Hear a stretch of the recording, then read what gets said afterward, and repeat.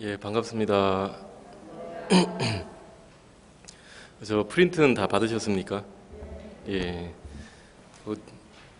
5인 모임은 이제 허용됐나요?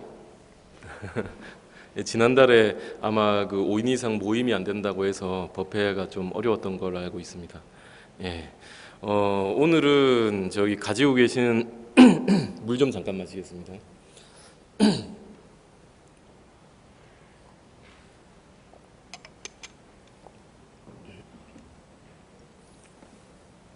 저 프린트를 하나씩 다 받으셨죠? 예, 뭐 익히 절에 다니시는 분이라고 한다면은 잘 아시는 내용 또는 많이 접해 보신 내용이 아닐까 싶은데요. 그렇죠? 예, 보왕산매론. 보왕산매론이란 말은 이제 많이 접해 보셨을 겁니다. 그 가운데에 이제 전체 뭐 한문 문장도 있고 한데 오늘 왜 하필 이 글을 가지고 나왔느냐라고 하면 어제 어른 스님도 제 은사 스님도 서울에 올라오시고 저도 지금 서울에 올라와 있습니다. 그 지금 어른 스님께서는 저 BTN인가요? BTN에서 방송하고 계시고 상자놈은 여기서 법문하겠다고 높은 자리에 그 겁없이 올라앉아가지고 얘기하고 있습니다. 그래서 지금 동시에 하고 있는 걸로 알고 있어요. 근데 그 법회를 준비하실 때 법문을 준비하셨는데 어제 아침에 출발하기 전에 어제 아침에 야 신경아 이리 나와봐라 잠깐만 올라와봐라 해서 가봤더니 프린트가 안 된다고 하시는 거예요. 그 종종 부르시거든요. 컴퓨터가 안 될 때. 그걸 갔더니만 프린터가 인쇄를 하는데 세 페이지인데 가운데 게 안 나온다. 그래서 왜 가운데 게 안 나오는가 싶어서 자세히 봤더니만 양면 인쇄를 눌러 놓으셨는 것 같아요. 그러니까 앞뒤면 찍히고 맨 마지막 찍히고 하니까 중간에 게 안 보이시는 거죠. 그러니까 고장이 났다고 하셔가지고 그거 다시 고쳐드린다고 올라갔다가 양면 인쇄를 단면 인쇄로 맞춰드리고 이제 찍어놓고 보니 요겁니다. 요거예요. 그 어른 스님이 요즘 한컴 타자 연습이라 해서 손가락 연습을 하시는데도 불구하고 독수리타법이십니다. 그러니까 독수리타법으로 자판을 두드리셔가지고 찍으신 거더라고요. 그 중간중간에 보면은 띄어쓰기나 이제 글자가 틀린 게 한두 군데가 꼭 보여요. 그런데 고칠 필요 없이 싹 다 인쇄해 왔습니다. 그래서 중간에 틀린 건 알아서 보시고 그 어른 스님이 이걸 인쇄해 달라 하셔가지고 인쇄해 드리고 스님 저도 내일 뭐 무슨 얘기를 해드릴지 잘 모르겠는데 스님 거 이거 훔쳐가야 되겠습니다. 해가지고 어른 스님 인쇄해 드리는 김에 잘못 나온 양면 인쇄본은 제가 가져왔어요. 이걸 가져오는 김에 이제 여러분들께도 복사를 해드리자 해서 이제 이렇게 나눠드린 겁니다. 그 중간에 좀 띄어쓰기 안 됐거나 이건 알아서 보세요. 예, 뭐 타이핑도 보면 중간에 한두 개 틀려 있는데 연세 드시니까 한두 개씩 꼭 틀린다 하시더라고요. 예, 그래도 대단하십니다. 컴퓨터를 75인데 만지고 계시니까요. 예. 자, 그러면 이제 오늘 이 내용에 대해 설명하기 전에 우리가 지금 5인 이상 집합 금지가 풀렸다고 해도 어마어마한 어떻게 보면 우리가 태어나서 유례가 없는 질병겁의 시대를 살고 있죠. 질병겁. 질병겁이라고 하는 것은 말법 시대의 특징 가운데 하나입니다. 말법 시대의 특징. 말법 시대가 되면은 여러 가지 이제 전쟁이나 질병이나 이런 것들이 번뇌나 이런 것들이 오타각세라해서 일어나는데 그 가운데 대표적인 것 중에 하나가 질병겁입니다.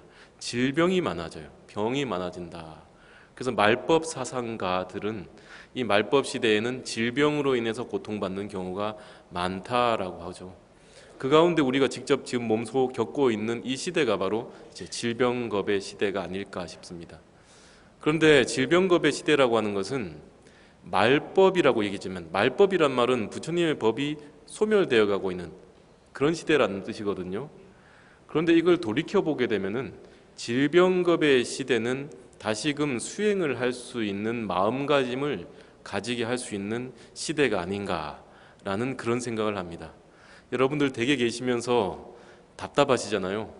어디 나가기도 힘들고 외식하기도 힘들고 사람 만나는 것도 겁나고 요즘은 제가 서울에 한번 다녀가잖아요. 그러면 왠지 모르게 좀 절에 통도사 큰 절에 들어가는데 미안합니다. 멀리 어디 갔다 오는데 혹시 마스크나 이런 거 안 쓸까 봐. 아까 올라올 때도 제가 깜빡하고 마스크를 두고 올라왔거든요. 원래 끼고 올라오려 했는데. 그래서 이제 그냥 올라오면서도 뭔가 허전해요. 왠지 나가다가도 뭔가 허전해서 생각해보면 마스크가 빠져 있는 경우가 있어요. 게다가 자주 나가시는 분들은 그래도 이제 목에 이렇게 해가지고라도 차고 나가시는데, 이 절에만 있으니까 크게 산중절에서는 마스크가 크게 필요가 없잖아요. 그러니까 안 끼다가 갑자기 나오면은 또 좀 어색해요. 갑자기 뭔가 빠진 것 같은데 뭔지 잘 몰라요. 그러다가 다시 끼고 나오기도 하고 이렇습니다. 그래서 어찌됐든 간에 좀 불편한 시대고, 사람들이 고립되어 있는 시대고, 뭔가 우울하기도 한 시대이며, 또 뭔가 사람들을 만나지 못하니까 답답한 시대이기도 한데, 이것은 반대로 말하면은 그동안 좀 소홀했던 가족에게 집중해보라, 가족들에게 집중해보라 라고 하는 의미로 받아들일 수도 있죠. 또 한참 치닫던 그 마음, 치구심이라 그럽니다. 한참 내가 욕망을 쫓아서, 명예를 쫓아서, 돈을 쫓아서 쫓아다니던 그 마음을 잠깐 지구 전 세계적으로 쉬어라라고 하는 의미일 수도 있다라는 거죠. 예. 그런데 이런 말은 이제 산에 사는 스님들이 하는 것이고, 어제 뉴스를 보니까 저소득층과 청년들이 너무나 힘들다라는 얘기를 들었습니다. 청년 실신이라는 말을 들어보셨나요? 청년 실신. 우리가 실신하다는 말이 뭐죠? 기절하다 이런 말이죠. 그런데 청년 실신이란 말이 요즘 유행어인데, 청년이 되고 보니 두 가지 중에 하나라는 거예요. 실업자 또는 신용불량자. 예. 청년이 되고 보니, 커서 사회생활을 하기 위해서 나와 보니까 청년이 되고 보니 실업자이든지 신용불량자가 되어 있더라. 학자금을 갚아야 되고 취직하기 어렵고. 예. 그런데 더더구나 코로나19가 터지면서 더더욱 어려운 시대가 되고 있다라는 거죠. 그래서 이러한 어려운 시대에 우리가 어떤 마음가짐을 가져야 할까, 그걸 생각하면서 이제 보왕산매론을 한번 가져와 봤습니다. 어제 보니까 또 그 여행사는 요즘 아예 안 되죠. 저희 아시는 분도 여행사 하시는 분이 계시는데 경제적 수입이 제로가 됐답니다. 아예 뭐 여행 가시는 분이 거의 없어요. 그래서 한 분은 제가 얘기를 들어보니까 여행사 사장님이신데, 여행사를 이제 없앨 수는 없으니까 그 여행사 가게를, 사무실을 그대로 두고 그 안에서 회를 썰고 계시더라고요. 예, 회를 포장해서 파는 거예요. 또는 배달을 하시고, 이렇게 생계를 겨우겨우 이어가시는 분도 있어서 참 마음이 좀 답답하기도 했습니다. 예. 자, 오늘은 이제 그런 얘기, 이런 시대에 좀 어울리는 말이 없을까 하다 가져온 걸로 보왕산매론을 한번 보겠습니다. 이 보왕산매론이라고 하는 것은 명나라 때, 중국 명나라 때에 보협이라고 하는 스님께서 지으신 그 연불산매직지, 보왕산매 연불직지, 이렇게 얘기한 책이 있어요. 보왕산매 연불직지. 그 요걸 줄여가지고 연불직지라고 하기도 하는데, 그 연불직지라는 책 안에 10가지 큰 장애의 행위다, 10대의 행위다라고 해서 이제 실려 있는 글 중에 바로 이 보왕산매론의 10가지 금칙이 실려 있는 겁니다. 예. 연불직지라는 책 안에 10가지 커다란 장애의 행위다라고 하는 10대의 행위라고 하는 의미로 이제 이게 실려가 있어요. 그럼 10대의 행위 뭐냐라고 하면 10가지, 대란 말은 클 대자거든요. 커다란 또는 거룩한이라고도 할 수 있어요. 커다란, 애라는 건 장애입니다. 장애. 우리가 장애가 있다 할 때 장애가 뭐 걸림돌이 있다 할 때 애자. 행은 실천할 행자, 행할 행자입니다. 그래서 10가지 커다란 장애의 행위다. 그럼 장애는 장애인데 보리행도 아니고 보살행도 아니고 왜 10가지 장애가 되는 행일까? 장애의 행일까? 라고 하면 이 10가지 보왕산매론의 이 금언은 이를 통해서, 이 어려운 장애를 통해서 장애를 좋은 기운으로 또는 수행으로, 공부로 바꿔갈 수 있는 내용이기 때문에 이 10가지 하지 말라 하는 금언을 바로 십대행이라고 얘기합니다. 즉 장애를 가르침이나 진리로 승화시키는 말씀이다, 이런 겁니다. 자, 이제 그걸 알고 한번 들어가 보는데, 그러면 보왕이라는 건 뭐냐? 보왕, 맨 위에 보왕 삼매론 돼 있죠. 보왕이라는 것은 보배 보자에다가 임금 왕자입니다. 보배 임금, 보배의 왕이란 뜻이죠. 그러면 보배 왕은 누구를 말하느냐? 보통은 부처님을 얘기하는 얘기입니다. 부처님을 가르칩니다. 우리가 불법승 삼 뭐라 그러죠? 불법승 삼 뭐라 그래요? 삼보라 그러잖아요. 그때 보자도 보배 보자예요. 그래서 불법승 삼보에 귀의한다. 그럼 왜 불법승은 보배냐? 우리가 귀의하고 의지함을 통해서 복덕을 일구어내는 보배산과 같기 때문이다 라고 얘기합니다. 보물산과 같다. 그래서 부처님을 보왕이라고 얘기합니다. 또는 다른 말로 부처님은 진리를 설해주는 분이시기 때문에 법, 진리, 법자를 써서 법왕이라고도 얘기합니다. 보왕, 법왕 다 부처님을 지칭하는 용어입니다. 그런데 여기서 이 보왕이라는 말을 얘기할 때에 이 연불삼매, 바로 이 보왕삼매 직지를 쓰신, 보왕삼매 연불직지를 쓰신 이 보엽스님은, 보왕은 부처님의 뜻이 아니라 바로 연불을 뜻한다라고 써놨습니다. 연불. 그러면 보왕삼매라는 것은 무슨 삼매입니까? 연불삼매죠. 그러면 왜 하필 연불을 보왕이라고 얘기하느냐라고 하면, 연불은 바로 우리가 연불삼매 가운데에 연불삼매가 가장 뛰어난 삼매를 이룰 수 있게 하기 때문에 보왕이라는 말을 붙인다라고 얘기하는 거죠. 그러니까 연불을 통해 가지고 기도를 쭉 해나갈 때에 10가지 어려운 일이 닥쳤을 때에 어떻게 대처하는가에 대한 얘기를 하는 겁니다. 자, 한번 이제 읽어볼게요. 자, 첫 번째는 그 뒤에 이제 한문도 적혀 있죠. 근데 한문은 뭐 뒤에 더 있는데 생략하고, 염신의 불구무병이라, 바로 몸에 병 없기를 바라지 말라, 이런 말입니다. 몸에 병 없기를 바라지 말라. 우리가 오늘날 지금 코로나 시대에 살고 있는데 언제 병이 걸릴지 몰라요. 그런데 몸에 병이 없기를만을 바라면 안 된다, 이 말이죠. 그럼 왜 그러느냐? 몸에 병이 없으면 탐욕이 생긴다. 그래서 성인인 부처님께서 말씀하시되 병고로서 양약을 삼으라 하였느니라. 삼으라 하였느니라. 병고로서 양약을 삼는다. 약이라는 것은 병을 고치는 거죠. 그런데 병을 약으로 삼으래요. 그럼 왜 하필 병으로 약을 삼느냐? 우리가 병이 걸리지 않으면은 이 마음 안에 탐욕심이 올라오기 쉽다, 이거죠. 탐욕심을 내기 쉽다. 탐욕이라는 것은 바로 우리 몸에 병이 없을 때에 생겨나는 것이다 라고 하는 거죠.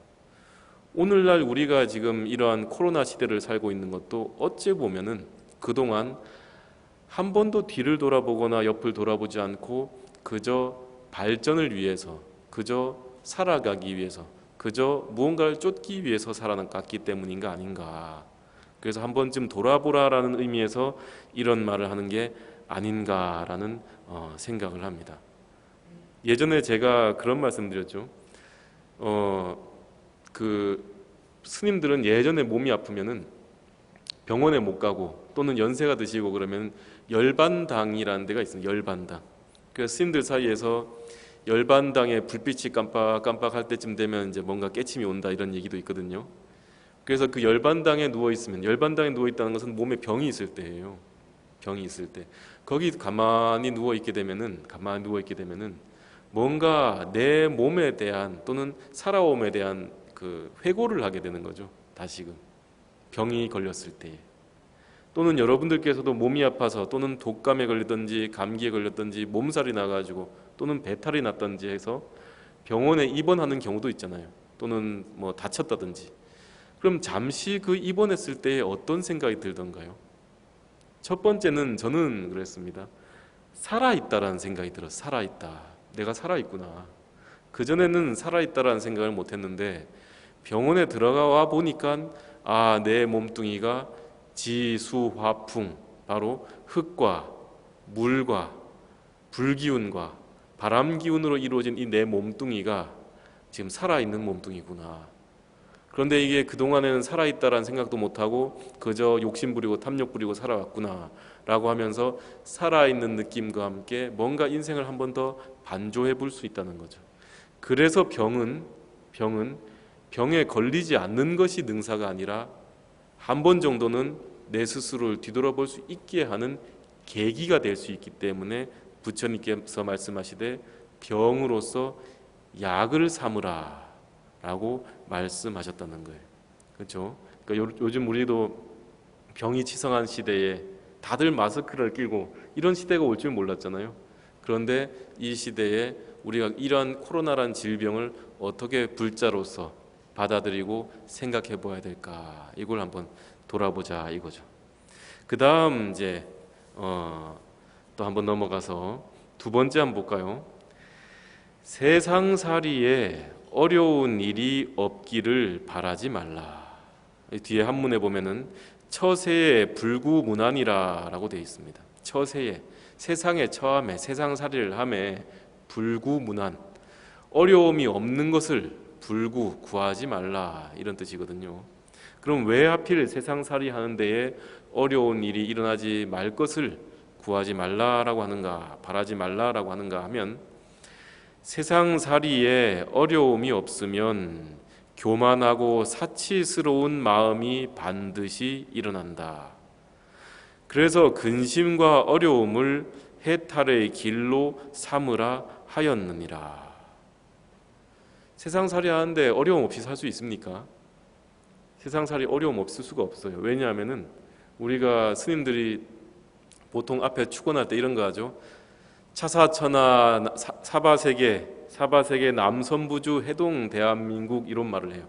사바세계 남선부주 해동 대한민국. 그걸 앞에 읽거든요. 그게 뭐냐면 주소를 부르는 거예요. 위치를, 어디서 뭘 하느냐 할 때. 그때 처음 나오는 게 바로 사바세계죠. 사바세계. 사바세계라는 말은 한문으로 새기면은 번역해서 참을 인자를 써서 인토라고 합니다. 인토. 인토라는 말은 무슨 말이냐? 참을 만한 세계다, 또는 참고 살아가야 되는 세계다, 이런 말이죠. 왜 그러느냐? 이 세계는 희한해서 지옥처럼 계속 괴로움이 있는 세계도 아니고, 천상처럼 항상 즐거움만 있는 세계도 아니고, 그 딱 중간에 위치하기 때문에 어떨 때는 천상계의 즐거움 같이 느껴지기도 하다가, 또 어떨 때는 지옥보다도 더 힘든 고통이 느껴지기도 한 시대인데, 이게 번갈아 오기 때문에 그나마 참을 만하다, 이래서 사바입니다. 사바세계입니다. 그저 괴로움만 있으면 살 수 있습니까? 없죠. 그저 즐거움만 있으면 살 수 있어요? 없어요. 어제는 좀 괴로웠지만 나아질 거란 희망이 있기 때문에 사는 거죠. 코로나도 마찬가지죠. 다음 달부터는 백신 접종을 하겠다고 하니까 그나마 좀 마음이 좀 풀려 나가잖아요. 그러니까 이 세계는 희한하게 괴로움과 즐거움이, 불행과 행복이 함께 번갈아서 오는 세계이기 때문에 그나마 참을 만한 세계이며, 그래도 참고 살아가야 되는 세계인 거예요. 그런 세계, 이 사바세계라는 세계에 여러분들이나 저나 같은 동업 중생, 같은 업을 지은 중생으로 태어나서 살고 있는 거죠. 그래서 조금만 더 참아 봅시다, 보사님들, 거사님들. 그렇죠? 조금만 더 참아 보는 거죠. 자, 그래서 그 다음에 또 한번 넘어가 볼게요. 세 번째 뭐라 그러느냐? 공부하는 데에 마음에 장애가 없기를 바라지 말라. 공부하는데 마음에 장애가 없기를 바라지 말라. 즉 구심에 불구무장이라. 구심에 불구무장이라. 이 구심이라는 것은 이제 마음을 구한다, 내 마음 닦는다, 이 말이거든요. 궁구한다, 마음을 궁구한다, 이 말이죠. 그 마음을 닦아가는 데에서 장애가 없기를 바라지 말라, 이런 말을 하는 거예요. 장애가 없기를 바라지 말라. 그런데 이 공부하다 보면 장애가 없을 수가 없죠. 장애가 없을 수가 없어요. 여러 가지 일을 하다 보면은 어려운 일도 생기고 또 공부하는데 수행하는 데 있으면 하기 싫을 때도 생기고 이렇거든요. 그 얼마 전에 저희 조카상자 스님 한 분이 이제 100일 기도를 회양했는데 1월 8일인가 회양을 했어요. 100일 기도. 그 이제 올해로 19살 되는 이 스님이 100일 기도하는 동안 정말 열심히 하는 거예요. 정말 열심히. 물론 어쩌다가 한 번씩 지각은 합니다.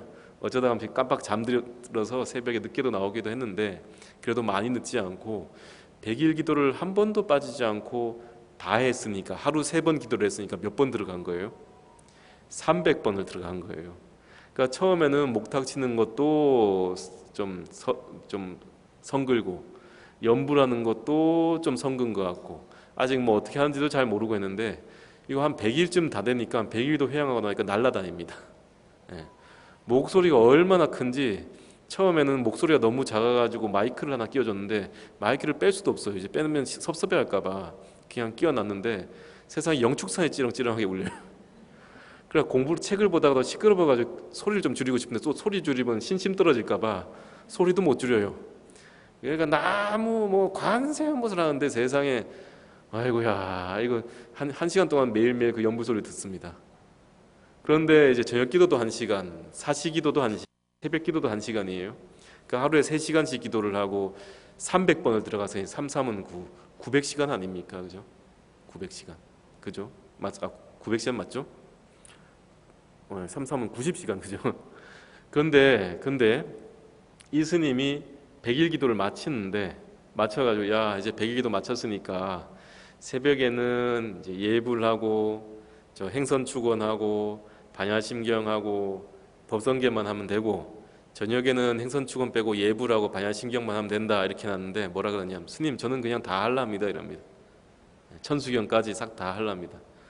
그래가 세상에 그 100일 기도 마쳤으니까 이제 좀 아침 저녁은 조금 예불하고 반야심경만 해도 된다 했는데 그런데도 다 하고 있어요.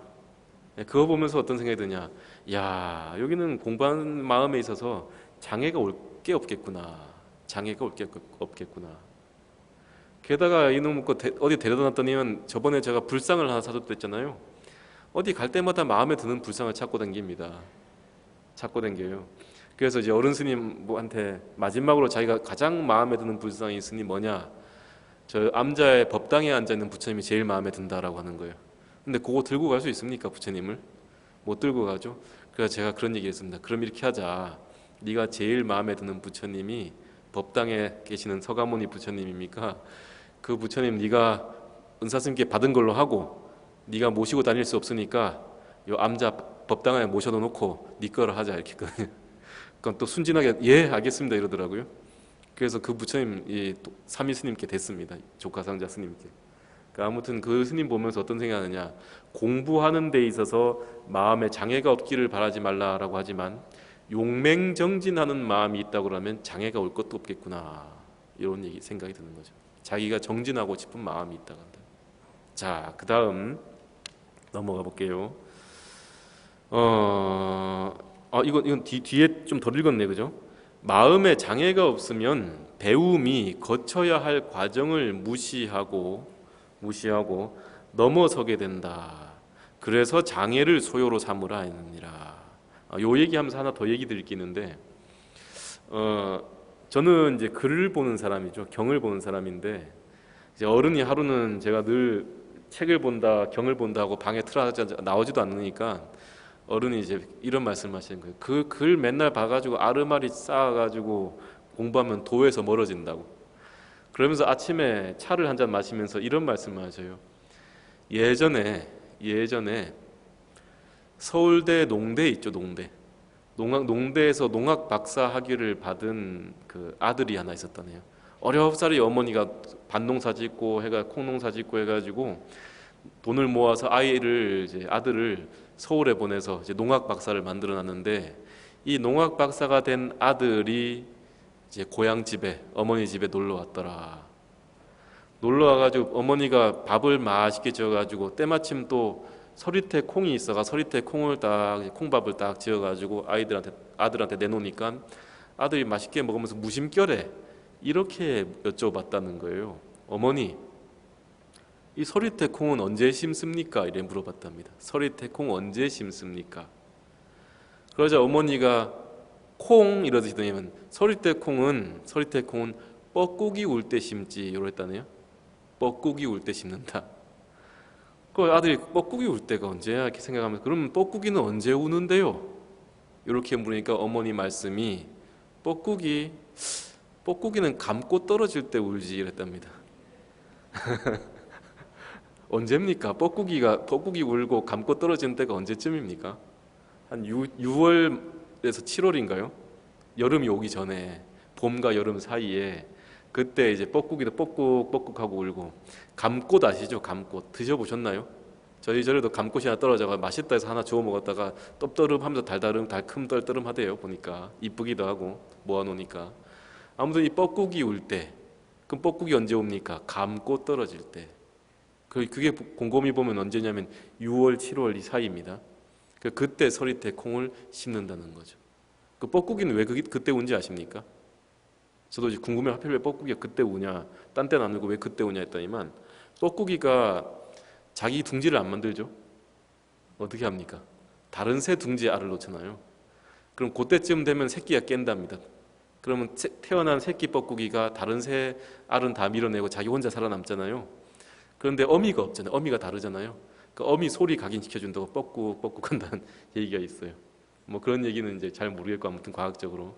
그래서 뻐꾸기 울 때, 감고 떨어질 때. 만약에 저한테 물었으면 그랬을 거예요. 제가 알고 있었다면 그 콩요 한 6월 초에서 7월쯤에 심지 않겠습니까? 이렇게 얘기했겠죠. 그건 학문적인 지식적인 얘기고 그 아들의 어머니가 콩을 심어 보니까 언제 콩 심을 때 무슨 소리가 들린 거예요? 소리가 뻐꾹뻐꾹가 들렸다는 거죠. 근데 뻐꾸기 소리도 또 들려올 뿐만 아니라 이제 콩밭을 다 메고 들어오니까 집에 뭐가 떨어져 있어요? 감나무에. 감꽃이 땅에 두수두룩하게 떨어져 있단 말이에요. 열매가 이제 크려고. 그것은 뭐에서 온 겁니까? 체험에서 온 거잖아요. 체험에서. 글로 봐서 6월 달이나 7월에 파종을 하면 된다 이런 게 아니고 농학적인 지식이 아니고 몸으로 체험해서 얻은 거잖아요. 그래서 어른이 저보고 그 말씀을 해주시더라고요. 신경아, 서리태콩은 뻐꾸기 울 때 심고 뻐꾸기는 감고 떨어질 때 운다. 예. 그 몸으로 체험해서 볼 것이지 글 나부랭이만 들고 앉아 있으면 안 된다 이런 말하는 거죠.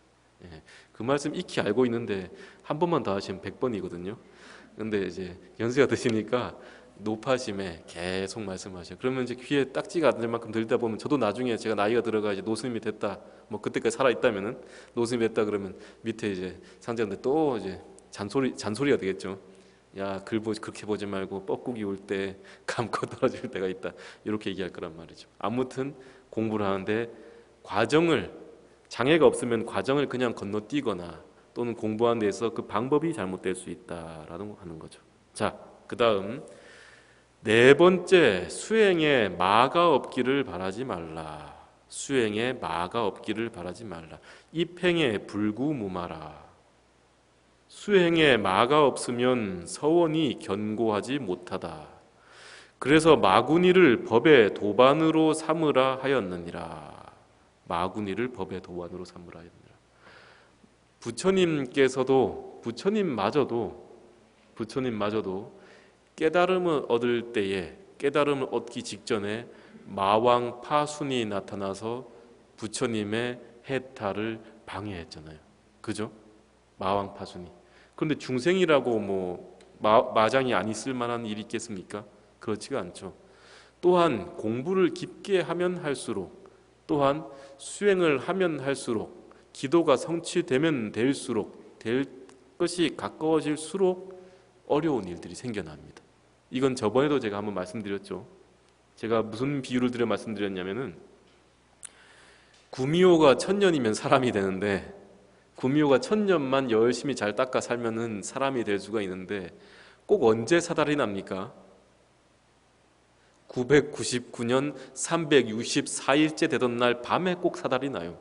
그때 마음 한번 잘못 쓰면은 1000년 동안 쌓아왔던 것들이 하룻밤에 물거품이 되잖아요.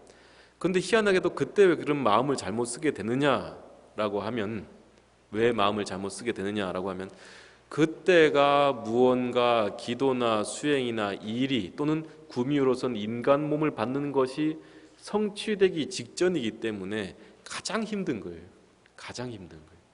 그런데 보통은 이제 그걸 잘 견뎌내면은 성취를 이루는데 보통은 그 전에 미리 마음이 마장이 생겨나서 내 마음으로서도 마장이 생겨나기도 하고 외부에서도 마장이 생겨나서 그것을 적절히 대처하지 못하고 어려움에 떨어지게 된다. 이 말씀 드렸죠.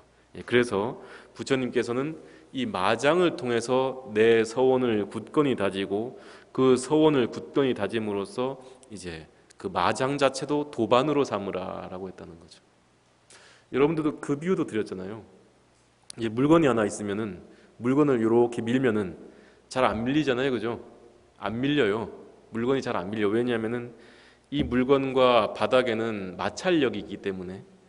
이 물건과 바닥력의 마찰력은 두 가지 마찰력이 있어요. 물건이 가만히 있을 때도 마찰력이 있고 물건이 움직일 때도 마찰력이 있어요.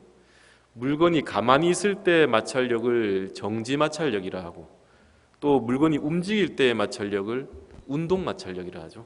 그죠? 물리학적으로. 그런데 운동 마찰력이 큽니까? 정지 마찰력이 큽니까? 정지 마찰력이 크거든요. 그래서 아주 무거운 물건, 냉장고나 이런 것 갖다 밀려고 하면 안 밀려요. 근데 어떻게 힘껏 주다가 한번 딱 밀리기 시작하면 어떻게 됩니까? 밀려가잖아요. 그건 왜냐하면은 정지 마찰 계수가 운동 마찰 계수보다 크기 때문에. 그 정지된 상태는 좀 더 힘을 많이 줘야 운동 마찰 계수보다 훨씬 더 많은 힘을 줘야만 비로소 움직이기 시작한다는 거죠. 기도나 수행도 마찬가지거든요. 안 밀립니다. 어떨 때는 잘 안 나가져요. 이게 안 나가져요. 근데 한번 그게 딱 움직이기만 하면은 그 시점 하나만 천년 구미호의 천년 마지막 밤 그 시점만 딱 밀면은 되는데 그걸 못 밀어가지고 고만 밀다가 아이고 막 포기하자 이런다는 거죠. 그래서 이제 이런 말씀을 드리는 겁니다. 자, 그 다음 볼까요? 다섯 번째, 일을 도모함에 쉽게 되기를 바라지 말라. 모사의 불구이성이라. 일이 쉽게 이루어지면 뜻이 가볍고 오만해진다. 그래서 일의 어려움을 편안한 즐거움으로 삼으라 하였느니라. 일이 쉽게 이루어지기를 원하죠. 우리 다들 일이 좀 잘 이루어지고 별 탈 없이 이루어지기를 원하죠. 그런데 세상에 그런 일은 없다 이런 말을 하는 겁니다. 그래서 일이 어려움이 미리 일도 하기 전에 일을 모사함에 일을 하기도 전에 아유 이번 일 잘 돼야 될 텐데 이런 마음부터 품으면 어떻게 됩니까? 정작 작은 어려움이 닥치더라도 그걸 이겨낼 수 있는 힘이 없다라고 하는 거죠. 저희 오늘 어른 스님 이 법문이다 보니 어른 스님 말씀을 많이 하는데 어른 스님이 그런 말을 하더라고요. 말씀하시더라고요. 박이 이제 초가지붕에 박이 열리잖아요. 박이 열리면 그 박 속을 다 이제 깔아낸 다음에 그 딱딱한 박 껍질 가지고 뭘 만듭니까? 뭐 바가지도 만들고 그릇도 만들잖아요. 그런데 이 박 중에 이 성글지 못해가지고 늦게 열리거나 이러면은 그 좀 늦게 되는 박이 있다네요. 그건 껍데기가 별로 안 딱딱해가지고 바가지로 쓸 수가 없대요. 쪼개가 쓰려면 쪼개진다는 거예요. 그 이 속을 파기도 힘들고. 그럼 이 박은 어떻게 하느냐? 이 박을 바가지로 쓰기 위해서 어떻게 하느냐라고 하면 논두렁에 가게 되면 물 빠지는 데 있잖아요. 진흙이 잔뜩 있는데 거기다 이 박을 묻어둔답니다. 그러니까 그 묻어가지고 푹 썩힌다네요. 그럼 요 놈을 박이 속까지 푹 썩게 내면은 요걸 이제 건져다가 박을 파가지고 쓰면은 바가지로 쓸 수가 있답니다. 그러니까 이걸 늦박이라 하는데 늦박, 늦게 된 박이라서 늦박이란답니다. 그런데 우리가 일을 하는 데 있어서도 일을 너무 빨리 이루길 원하거나 일을 너무 쉽게 하기를 원하면은 안 된다 이 말이죠. 늦박이 되라 이런 말씀하시더라고요. 그럼 늦박은 어떻게 됩니까? 논두렁에서 마음에 있는 것들 온갖 게 푹 썩어야 된다. 썩어질 때까지 가만히 놔두면 비로소 딱딱한 늦박이 되어가지고 그걸 썰어서 바가지로 쓸 수 있다라고 말씀하시더라고요. 그러니까 여러분들도 일하시는데 또는 기도하시는데 기도 시작도 하기 전에 일이 좀 잘 되길 바라지 마시고 기도 성취도 되기 전에 기도 성취를 먼저 생각하지 마시고 그저 한번 해보시기 바랍니다. 아시겠죠? 자, 그 다음 장 한번 볼까요? 여섯 번째, 사람을 사귐에 있어 내가 이롭기를 바라지 말라. 교정에 불구이가라. 나만 이익을 얻고자 하면 도의를 무너뜨리고 잃게 된다. 그래서 나를 손해하는 벗과 사귀는 것으로도 재산으로 삼으라 하였느니라. 우리가 사람을 대할 때 진실하게 대하는 게 참 중요하죠. 저 사람한테는 내가 뭔가를 얻어야지, 내가 저 사람을 사귀면 무엇을 얻을 수 있지, 이런 생각으로 다가가게 되면은 무언가 기대가 있기 때문에 또는 원하는 탐심이 있기 때문에 그 관계가 진실해질 수가 없겠죠. 그래서 부처님께서 말씀하시기를 사람을 사귀는 데 있어서 내 이익을 먼저 생각하고 그 사람에게 접근하지 말라라고 얘기를 하는 거죠. 물론 이제 우리 열애사 불자님들은 절대 그런 분들이 아니시니까 걱정할 거 없으니까 이건 넘어가고 일곱 번째로 넘어가 볼게요. 남이 내 뜻대로 순종해 주기를 바라지 말라. 어인의 불구순적이라. 남이 내 뜻대로 순종해 주기를 바라지 말라. 남이 나의 뜻에 무조건 순종하면 스스로 우쭐거리는 마음이 생긴다. 그래서 나의 뜻을 거역하는 사람도 동산의 숲을 삼으라 하였느니라. 여러분들 쌍둥이가 마음이 다를 때가 있을까요? 없을까요? 예? 살아보니까요. 저도 쌍둥이잖아요. 쌍둥이로 꽤 살아보니까, 수십 년 살아보니까 쌍둥이도 마음이 달라요. 쌍둥이도 마음이 달라요. 쌍둥이도 마음이 다를진데 내 가장 친한 가족들이라든지 내 친한 이웃이라든지 친구가 내 마음과 같다 해주기를 바라는 것은 너무 큰 욕심입니다. 너무 큰 욕심이에요. 그래서 이제 곰곰이 생각해 보건데 이런 생각을 해보셨나요? 혹시 예전에 한 말씀드렸는데 살다 보면은 꼭 미운 놈이 하나 꼭 있죠. 한두 사람 꼭 미운 사람이, 제일 미운 사람 있잖아요. 한번 지금 제일 미운 사람인지 떠올려 보세요. 물론 열애사 불자님들은 전혀 떠오르지가 않을 것 같은데 저는 한번 떠올려 보겠습니다. 가장 미운 사람이 하나 있잖아요. 고놈. 고놈만 없으면 세상살이 참으로 편할진데 고놈 때문에 참 세상살이가 노고롭잖아요. 그런데 잘 생각해 보세요.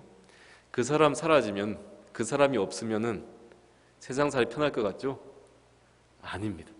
물론 이제 여러분이 더 잘 아시겠지만 큰 절에서 사람 여러 스님들 모여 살고 또는 어디서 대중생활을 여러 사람 하면은 마음이 안 맞는 사람이 꼭 한 사람이 있습니다.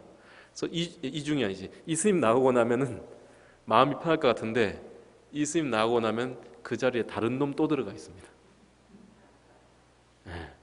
이 세상 싫은 놈만 없으면 괜찮겠지 하는데 이 놈 나오고 나면 그 자리가 빈 자리가 있어가지고 다른 또 싫은 사람이 그 자리를 메꿔 놓고 있어요.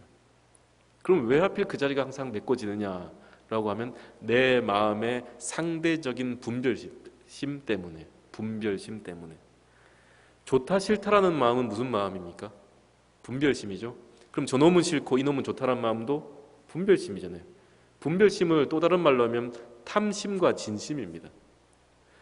분별을 해서 좋고 싫은 것을 분별해서 좋은 건 당기고 탐, 좋고 싫은 걸 분별해서 싫은 건 어떻게 합니까?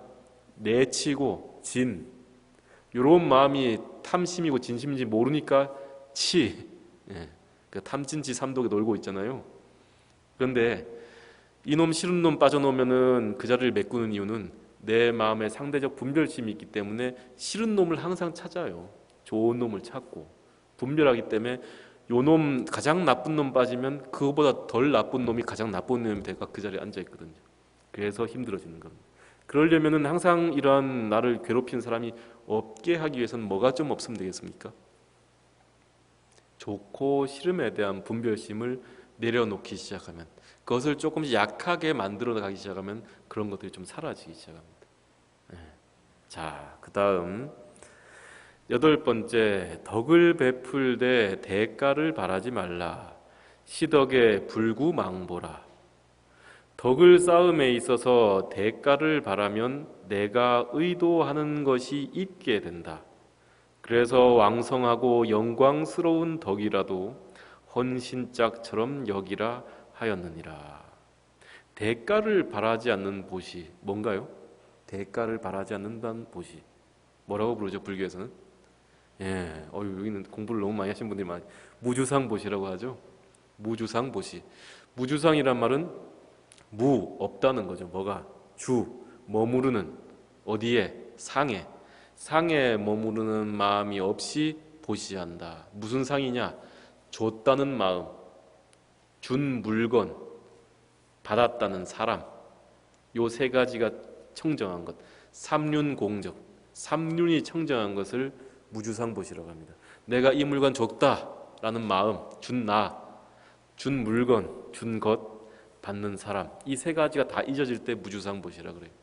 그 절에 가면은 누군가에게 뭔가를 줬다 하더라도 주었다는 마음을 내지 말라. 그것이 바로 무주상보시다라고 하는데 그게 잘 됩니까 안 됩니까? 안 돼요. 잘 안 됩니다. 잘 안 돼요. 그래서 처음에는 그러면 무주상보시는 좋은 거고 반대가 되는 유주상보시, 줬다는 마음이 있는 보시는 나쁜 마음일까요? 그렇지도 않아요. 왜냐하면은 보시는 유주상보시에서 시작해서 무주상보시로 가는 거거든요. 유주상보시로 시작해서 무주상보시로 가야 돼요. 유주상보시의 마음이 획득되지 않는다면 무주상보시의 마음을 내기도 힘듭니다. 바로 처음에는 내가 남에게 보시하고 남을 도와주고 좋은 말을 해줌으로써 기쁨을 느껴야 돼요. 그게 유주상보시의 기쁨이거든요. 그런 과보가 있어요. 그런 기쁨을 느끼고 참 마음이 편하고 기분 좋고 이런 마음이 처음엔 들어야 됩니다. 그런 마음이 어느 정도 되다가 이제 그 단계가 어느 정도 익어지면은 그 다음에는 저도 준 마음이 없는 대로 나아가 보는 거죠. 그래서 우리가 칠불통객에 얘기할 때도 재앙막작 중선봉행이라잖아요. 악을 짓지 않고 선을 행한다. 선악에 대한 분별심을 내고 선악에 대한 마음이 가 있다가 그 다음에 뭐라 그럽니까? 자정기의, 그 마음을 깨끗하게 한다. 바로 무주상으로 나가는 거예요. 마음이 텅 빔으로 나가는 겁니다. 그래서 처음에는 유주상, 선악 다 할 필요가 있습니다. 거기서 나가서 그 다음에는 그것을 버려가는 거죠. 자, 그 다음 재물 관련돼 가지고 잡아함경의 얘기를 한번 읽어봐 드릴게요. 정당하게 돈이나 재물을 구하고 그것을 보시해서 복을 구하라. 남에게도 베풀고 자기도 누리며 또 그것으로 복덕을 지어라. 지혜로운 사람은 많은 재물을 얻으면 잘 쓸 줄 알고 널리 보시해서 공덕도 지으며 친척과 자기를 따르는 사람에게도 베푼다.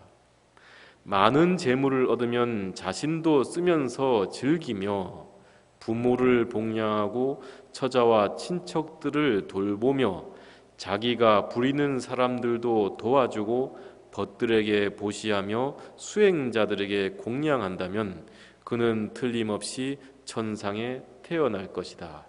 몇 배나 큰 이익을 거두게 될 것이다 라고 자바암경에서 부처님이 재물에 대해서 말씀하십니다. 재물을 버는 사람은 자기 자신을 위해서 쓸 줄 알아야 돼요. 첫 번째로 불교는 무소유가 아닙니다.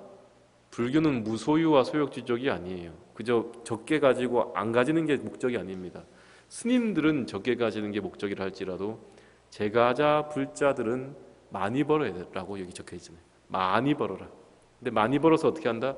나를 위해 쓸 줄 알고 나를 도와주는 내 주변의 사람들에게 쓸 줄 알며 수행자나 어려운 사람들에게 보시함으로써 복덕을 지을 줄도 알아야 한다. 이렇게 얘기하는 게 부처님의 물질관, 재물관입니다. 그러니까 무조건 이제는 돈 많이 벌어놨다가 자식놈들 다 주지 마시고 어떻게 하면 된다? 한 부분 쥐고 있어야 된다 이 말이죠. 왜요? 120세까지는 살아야 될 거 아닙니까 이제는. 그런 세상이 오기 때문에 인공지능도 발달하고 생명공학도 발달하기 때문에 다 주면 안 됩니다. 고관여제 넘겨주면 안 됩니다. 자, 그 다음에 한번 넘어가 볼게요. 9번째, 이익을 분에 넘치게 바라지 말라. 결리의 불구전분이라. 이 전분이란 말은 흡족하게 자기 분상을 흡족하게 만족시키는 걸 전분이라 그래요. 분수에 넘치는 것을 바라면 반드시 어리석은 마음이 움직인다. 그래서 작은 이익을 부귀로 여기라 하였느니라. 이 구사론에 보게 되면은 우리가 마음을 닦아가는 가장 첫 번째 단계에서 해야 될 일들이 있습니다. 그 해야 될 일이 신기청정이라는 걸 합니다. 신기청정이라면 몸그릇을, 내 몸을 청정하게 한다는 건데, 내 몸을 청정하게 하는 방법이 세 가지가 있습니다. 첫 번째는 신심원리라고 말씀드렸죠, 예전에. 신심원리. 몸과 마음으로 멀리해야 된다. 몸으로는 나쁜 친구를 멀리하고, 마음으로는요, 감각적인 욕망을 멀리한다. 이 두 가지가 있어야 되고, 또 두 번째로 희족, 소욕이라고 해서, 희족이라는 말은 기쁘게 만족한다는 거예요. 기쁜 마음으로 나에게 주어진 것들을 만족한다. 소욕이라는 것은요, 작은 욕심을 부린다 이 말이에요. 그런데 지금 여기서 희족, 소욕을 얘기했는데, 작은 것에 만족할 줄 알고 적은 욕심을 부리라 라고 해서 적게 가지라는 말일까요? 아닐까요? 여러분들에게 있어서는 적게 가지라는 말이 아닙니다. 많이 벌고, 돈 많이 벌고 많이 벌어서 그 재물에 뭘 하지 말라는 거예요. 집착하거나 돈에, 재물에, 욕망의 노예가 되지 말라는 거예요. 많이 벌되 거기에 노예가 되지 말라. 예전에 그런 말씀 드렸죠. 류시화 씨의 그 글에 보게 되면은 음식을 소금에 넣으면 어떻게 됩니까? 짜서 못 먹는다 했잖아요. 그러면 소금을 음식에 조금 뿌리면 어떻게 됩니까? 아주 맛있는 음식이 되잖아요. 그 욕망도 소금과 같아서 나의 삶이라는 음식에 조금씩 쳐가면서 살아야 된다. 이 말을 하는 겁니다. 그게 여러분들에게 주어진 얘기들이다 이 말이죠. 부처님께서 제가 불자님들께 하시는 말씀이다라고 하는 거예요. 자, 그 다음 10번째 한번 볼게요. 억울한 일을 당했을 때에 해명하려고 하지 말라. 피억의 불구신명이라. 해명하려고 하면 아상과 인상을 없애지 못한다. 그래서 억울함을 받아들이는 것을 수행의 문으로 삼으라 하였느니라. 살다 보면 억울한 일 많이 당하지 않습니까? 억울하다는 그 감정을 가만히 들여다보면 어떤 감정입니까? 아, 나는 잘못한 게 없는데 저 사람이 나한테 왜 저래? 라고 하는 게 억울한 감정이에요. 나는 잘못한 게 없는데. 그때 바로 나라는 생각이 일어나잖아요. 나는 잘못한 것이 없는데 너는 왜 나한테 이렇게 하느냐? 라고 하는 나와 남을 분별하고 나를 지켜 세우는 그런 마음이 일어나기 때문에 억울한 일을 당했을 때 그 억울한 일을 당한 그 시점을 나의 공부의 수단으로 한번 삼아보라 라고 얘기를 하는 것이 바로 이 얘기입니다. 예전에 일본의 옛날에 하쿠인 선사라고 하는 스님이 살았습니다. 하쿠인 혹시 들어보셨나요? 하쿠인 선사. 이 하쿠인 선사는 아주 절에서 오래도록 참선 수행을 하고 무건 수행을 하고 열심히 수행을 하신 선사입니다. 하쿠인 선사. 이 하쿠인 선사가 열심히 수행을 하고 있는데 그 동네에 웬 처자, 결혼도 하지 않은 처자가 임신을 하게 됩니다. 애를 가지게 돼요. 아이를 가지게 되니까 그 부모가 와가지고 너 어떻게 해서 배가 이렇게 부르느냐라고 질책을 하니까 이 딸이 그 마을에 사는 이 딸이 처녀가 어떻게 둘러댈 데가 없잖아요. 그래가 저 산에 살고 있는 저 하쿠인이라는 스님이 그랬다 이렇게 둘러서 이렇게 핑계를 대버립니다. 그래서 이 부모가 이제 억장이 무너지겠죠. 그 나중에 찾아가 따지고 스님이 어떻게 그럴 수 있느냐 하면서 그 놓은 아이를 데리고 와서 그 스님께 맡겨버립니다. 그러자 당신이 난 아니까 당신이 가지고 가시오 하니까 이 스님이 받으면서 아 그렇습니까 이렇게 얘기했다 그래요. 아 그렇습니까. 뭔가 얘기를 해야 될 거 아닙니까? 내가 안 그랬다라든지 난 잘못이 없다라든지. 그런데 아 그렇습니까 하고 아이를 받았대요. 그래서 이 스님이 이 아이를 데리고 젖동량을 다니면서 젖을 물리고 절에서는 먹을 게 없으니까 아이가 젖동량을 다니고 한두 해를 더 키웠답니다. 근데 한참 키우고 있으니까 그 거짓말을 한 그 처자가 그 아이를 보고 나니까 마음에 죄책감이 드는 거예요. 그 스님께도 또 죄송한 거예요. 그래서 자기 부모에게 얘기를 합니다. 사실은 저 푸죽간집 청년이랑 눈이 맞아서 된 건데 둘러댈 데가 없어가지고 저 스님을 그냥 험담을 한 것이다. 이런 말을 해버립니다. 그 이실직고를 해요. 그래서 이 부모님이 얼마나 미안하고 죄송스러울까요? 그래가지고 이 딸을내미를 데리고 하쿠인 선사를 찾아갑니다. 하쿠인 선사에게 얘기를 합니다. 스님, 저희들가 그때 너무 모자라서 너무 못난 나머지 어리석어서 이 딸 아이의 말만 믿고 스님을 그렇게 험담하고 세상 사람들에게 이렇게 욕을 주었습니다. 너무 죄송합니다, 스님. 죄송합니다. 저의 잘못을 받아주십시오. 했더니 스님이 뭐라 그러셨게요? 아, 그렇습니까? 그래서 이제 아이를 내어주더라. 이거 그냥 듣다 보면은 참 별거 없는 얘기잖아요. 우리가 억울한 일도 많이 당할 수도 있고 또 힘든 일을 당하는 경우도 있고 본의 아니게 나의 잘못을 하지 않았음에도 불구하고 이상한 일들에 휘말리는 경우도 많아요. 그런데 그럴 때마다 그것을 공부로 삼을 수 있다면은 지금 말씀드린 이 10가지 보왕 삼매론에 나오는 10가지 금언이 더 이상 장애가 아니라 진리로 가르침으로 승화될 수가 있지 않을까라고 해서 오늘 이제 이 말씀을 드려봅니다. 여러분들에게 마지막으로 이 말 한마디만 남기고 끝낼게요. 수행 도지경에 이런 얘기가 있습니다. 항상 부드러운 말을 하고 칭찬하는 말을 하고 화합시키는 말을 하라. 말과 행동이 서로 일치되면 몸과 마음을 해칠 수가 없다. 나무에서 꽃이 피는 것처럼 말을 하라. 아름다운 향기가 입에서 나오리라. 아름다운 말을 하고 화합하면서 이 어려운 지디를 헤쳐나가기를 기원하겠습니다. 그녀 말씀입니다.